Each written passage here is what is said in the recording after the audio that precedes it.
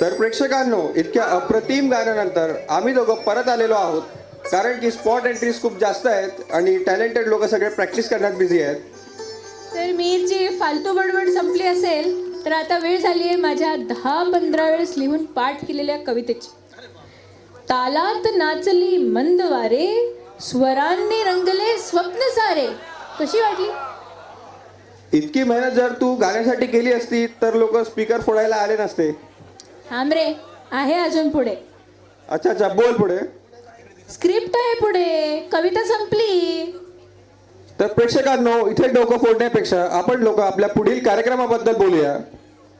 प्रेक्षक हो, एखाद्या गाण्यामध्ये ताल, लय, सूर जितका महत्त्वाचा असतो तितकाच महत्त्वाचा त्या गायकांनी त्यामध्ये ओतलेला भाव असतो. म्हणून काही गाणे असे असतात जे मनाला स्पर्श करून जातात.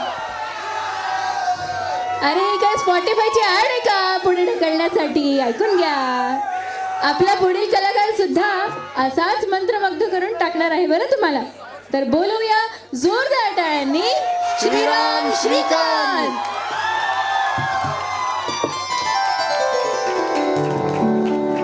Hello hello.